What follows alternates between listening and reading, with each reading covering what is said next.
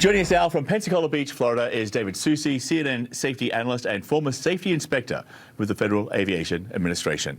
Welcome back to the show. It's been a while. Good to see you. Hello. Good to see you. Okay, so it seems a clear indication of what is most likely, possibly, to blame here for the collision came Wednesday with the release of the official written transcript of communication between the air traffic controllers and the two planes. Only one plane had been cleared to use the runway. Air traffic control gave the JLA passenger plane permission to land on runway C at 5:43 p.m. local time. However, the transcript does not show clear takeoff approval for the Coast Guard plane, instead telling it to taxi to holding point less than 2 minutes later. So it would seem that, the human error here is, most likely, I guess, with the Coast Guard plane. But what else needs to be known? Where does this investigation have to go before they can be certain about what actually happened? Well, they'll need to still get the flight recorders off of the aircraft to verify that those commands were received. We know that they were sent. We just don't know if they were received yet. So that needs to be confirmed.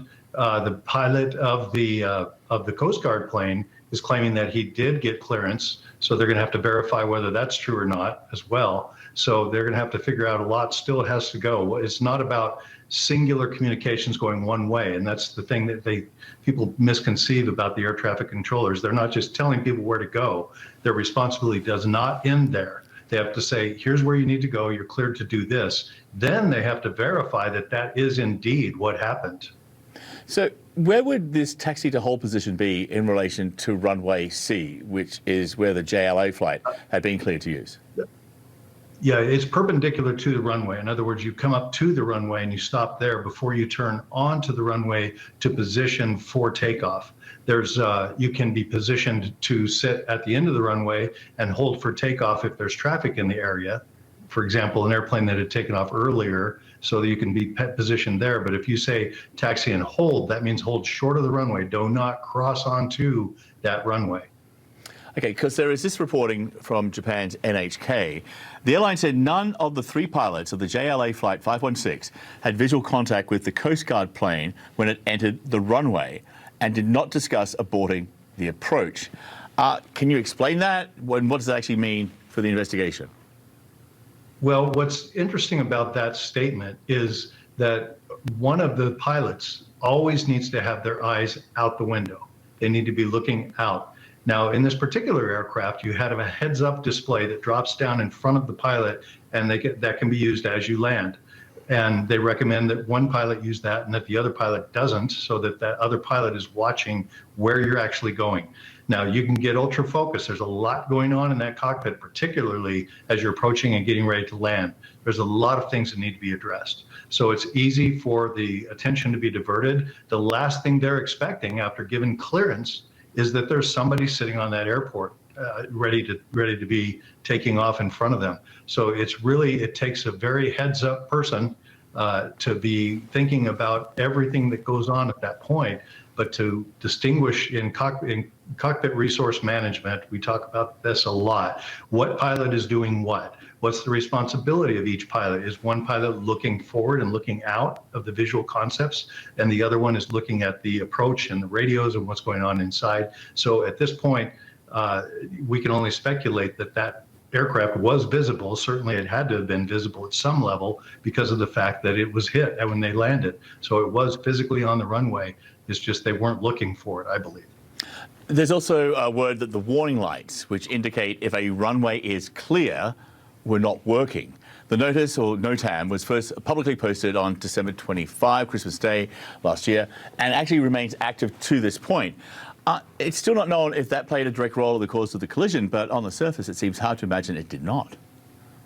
I can't imagine that it didn't have some kind of didn't contribute somehow to what was going on that day.